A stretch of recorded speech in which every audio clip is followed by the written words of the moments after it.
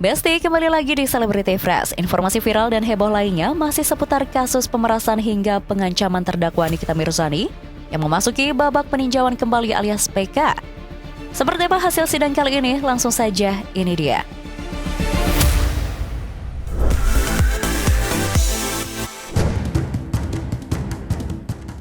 Besti, masih ingatkah dengan kasus pemerasan hingga pengancaman melalui media sosial serta pelanggaran Undang-Undang ITE terhadap dokter sekaligus pengusaha produk kecantikan Reza Gladys? Setelah melalui proses yang panjang mulai dari dilaporkan sejak pertengahan tahun 2024 hingga status Nikita saat ini sebagai terdakwa. Di saat banyak pihak menganggap perjalanan hukum Nikita Mirzani telah mencapai garis akhir, babak baru justru resmi dimulai.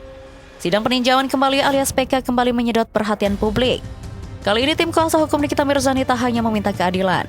Mereka juga mempertanyakan berbagai aspek yang menjadi dasar putusan sebelumnya, mulai dari dugaan kesalahan penerapan pasal, keabsahan alat bukti digital, hingga penerapan pasal tindak pidana pencucian uang yang dinilai tidak tepat nih Besti. Lantas apa saja yang terjadi dalam ruang sidang? Di hadapan majelis, tim kuasa hukum Nikita Mirzani menghadirkan ahli untuk menjelaskan alasan mengapa mereka menilai putusan terhadap kliennya layak dikaji ulang. Menurut mereka, pasal yang digunakan dalam perkara ini dinilai tidak sesuai dengan fakta yang terungkap di persidangan. Tim hukum Nikita Mirzani juga berpendapat bahwa unsur-unsur dalam pasal tersebut tidak sepenuhnya terpenuhi, sehingga penerapannya dipertanyakan dalam sidang PK. Kami mengcompare putusan PN, putusan PT, dan putusan kasasi. Apa isinya?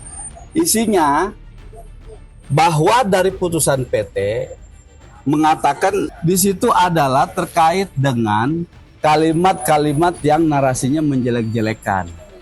Satu, menjelekkan produk. Oke?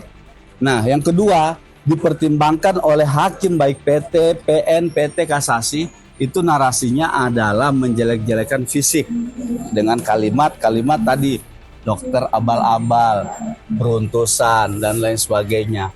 Nah, menurut ahli, kalau demikian faktanya,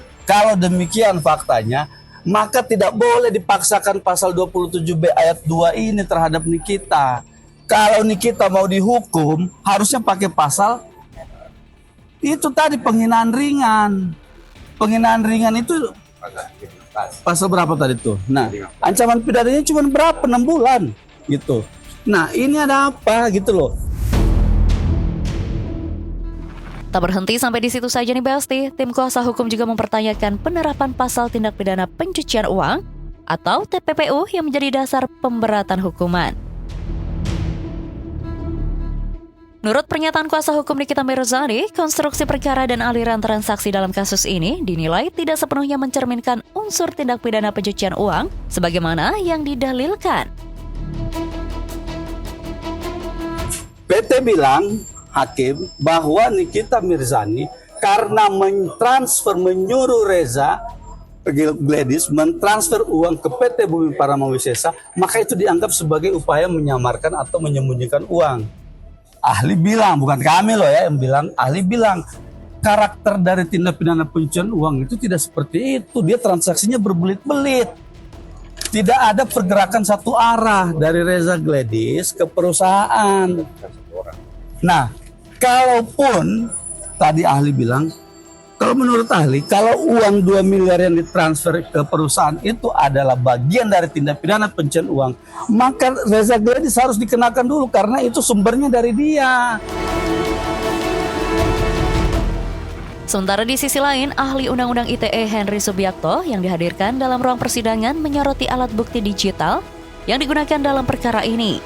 Sebagai seorang pakar hukum ITE yang juga dikenal sebagai salah satu perumus Undang-Undang ITE, Henry mengatakan bahwa alat bukti elektronik yang digunakan dalam perkara ini perlu ditelaah lebih mendalam karena diduga ada kekeliruan.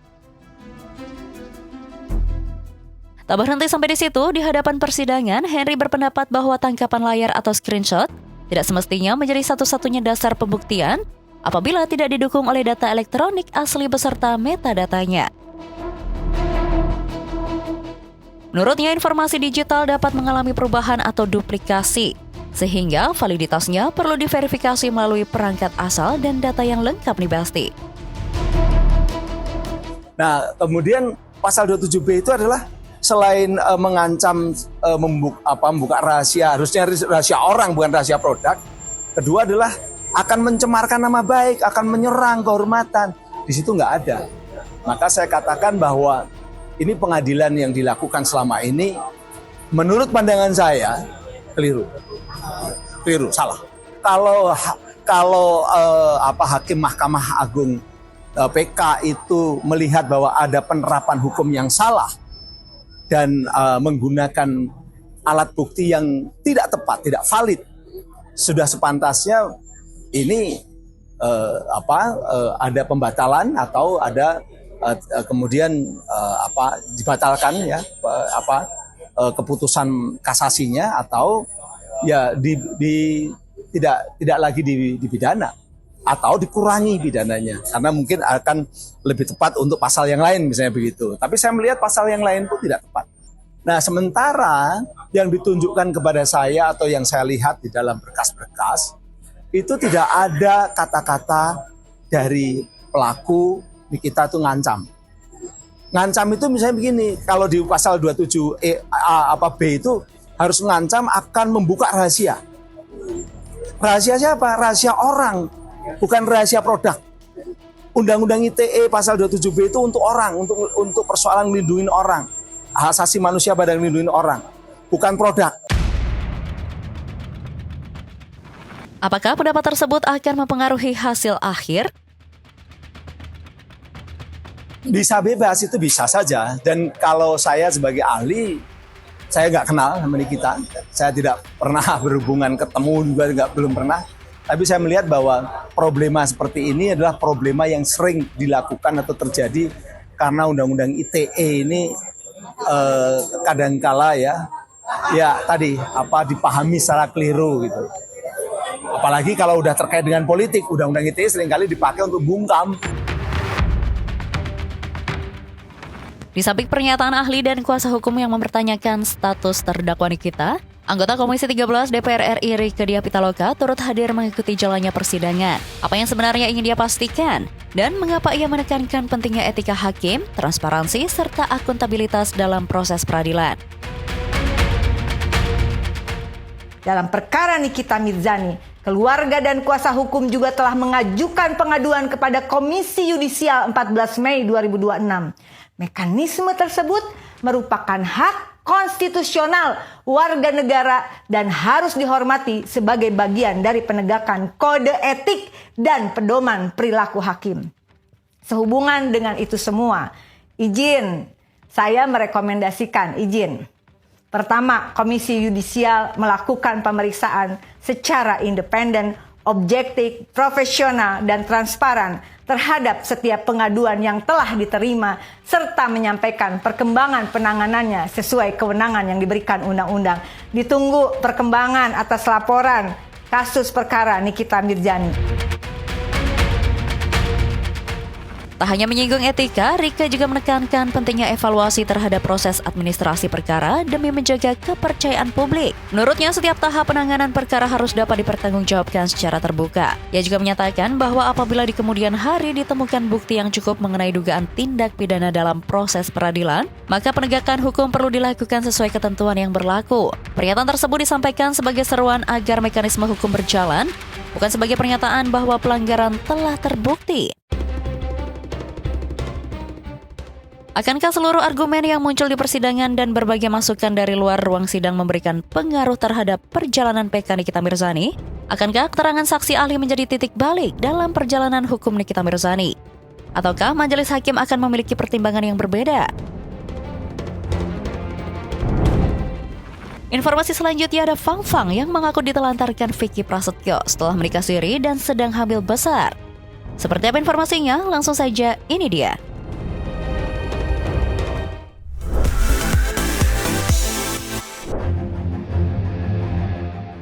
Besti dunia hiburan tanah air kembali diguncang kabar yang mengejutkan. Didampingi tim kuasa hukum, Fang mengaku sebagai istri siri Vicky Prasetyo. Tak hanya mengaku pernah menikah secara siri, Fang Fang juga menyatakan bahwa saat ini ia sedang mengandung. Dalam keterangannya, ia mengaku merasa ditinggalkan dan tidak mendapatkan tanggung jawab dari pihak yang disebutnya sebagai suami Yani Besti. Dinikahi secara siri teman-teman, lalu setelah hamil diterlantarkan. Untuk makan aja dia susah nih teman-teman. Dan klien saya ini selalu menghubungi VP untuk meminta nafkah dari makan, biaya persalinan dan sebagainya, tapi VP ini sangat sulit dihubungi, ya, sangat susah sekali untuk dihubungi. Sampai hari ini begitu VP tahu entah dari mana klien saya ini datang ke rumah Bunda Maya, baru VP mau WhatsApp seolah-olah mau berlaku baik. Karena memang VP yang menginginkan anak ini. Jadi sebelum saya positif hamil, VP ini sering mengatakan ke teman-teman kami juga, saya pengen punya anak nih, dari Fang Fang, dari Bunda. Jadi karena seperti itu, memang itu anak itu memang dia yang mau juga. Melalui kuasa hukumnya, Fang Fang mengaku rela datang ke Jakarta bukan hanya untuk mencari sensasi, melainkan ingin memperjuangkan hak-hak klien mereka melalui jalur yang berlaku. Pihak kuasa hukum juga menyebut akan menempuh langkah hukum yang dinilai diperlukan untuk mencari kepastian atas pengakuan yang disampaikan Besti. Untuk bullyingnya, untuk di sini kan saya melihat ada kata-kata seperti ujaran kebencian yang dikirimkan oleh akun Instagram yang tadi sudah kita tunjukkan. Di situ ada kata-kata merendahkan seperti manusia murah, miskin, nggak punya apa-apa. Untuk ujaran kebencian dan intimidasi ini kita akan laporkan. Kita akan betul-betul cari konstruksi unsur pidananya. Tak berhenti sampai di situ saja, Fang Fang juga akhirnya belak-belakan membongkar awal mula pertemuannya dengan Vicky Prasetyo. Semua bermula dari sebuah direct message atau DM di Instagram. Lalu bagaimana sebuah pesan sederhana berujung pada hubungan yang diklaim berakhir penuh kecewa? Dari awal perkenalan saya sudah memastikan bahwa saudara VP ini tidak mempunyai istri, sehingga saya mau untuk didekati dan hingga saya mau untuk dinikahi. Tapi seiring berjalannya waktu, saya tidak mengetahui secara pasti hubungan saudara VP ini dengan saudara R. Tapi semakin kesini, saudara VP ini kan sering pergi bersama dengan yang katanya mantan istrinya. Saya tidak tahu itu apakah hubungan mereka seperti apa. Yang jelas saya sebagai istrinya seperti merasa aneh aja gitu. Karena saya yang istrinya malah tidak pernah diajak pergi, tapi yang dibilang mantan istrinya malah sering pergi menemani. Jadi kenapa saya speak up di sini supaya untuk wanita di luar sana jangan sampai mengalami hal yang sama seperti apa yang saya alami. Meski komunikasi berjalan intens, Fang Fang mengaku tidak langsung menerima pendekatan Vicky. Ia mengatakan sudah mengetahui rekam jejak asmara Vicky yang sering menjadi sorotan publik. Namun, menurut pengakuannya, keraguan itu perlahan luntur setelah Vicky disebut menunjukkan keseriusan dan memberikan berbagai janji yang membuatnya yakin untuk melanjutkan hubungannya. Dari awal saya hamil sampai 9 bulan, bahkan saya ditemanin pun tidak pernah. Saya tidak satu rumah dengan VP. Saya seperti tidak mempunyai suami. Bahkan nafkah pun saya harus mengemis. Bahkan di minggu depan saya sudah melahirkan, sampai detik ini pun saya tidak membeli barang-barang keperluan bayi. Ya, boro-boro barang keperluan bayi ya. Saya sudah pernah minta dan hanya dijanjikan besok. Terakhir bilangnya mau Senin dikasih, tapi saya tunggu ternyata belum. Saya WA juga itu cuman dibaca aja. Jadi kayak kesabaran saya untuk hal itu sudah cukup. Akankah akan muncul penjelasan dari pihak Vicky Prasetyo? Ataukah kisah ini masih akan memasuki babak baru? Di tengah ramainya pengakuan Fang Fang yang mengaku pernah menikah secara siri dan merasa ditinggalkan, nama Vicky Prasetyo kembali menjadi perbincangan dari arah yang berbeda nih Besti. Belum lama ini Vicky juga dilaporkan oleh seorang rekan bisnis ke pihak kepolisian terkait dugaan penipuan dan penggelapan dalam transaksi pengadaan perangkat audio dengan nilai ratusan juta rupiah. Laporan tersebut masih berada dalam proses penanganan kepolisian dan hingga saat ini belum ada putusan pengadilan yang menyatakan Vicky Prasetyo bersalah. Oke Besti, jangan kemana-mana dulu ya, karena setelah ini masih ada informasi seru lainnya. So, tetap di Celebrity Fresh.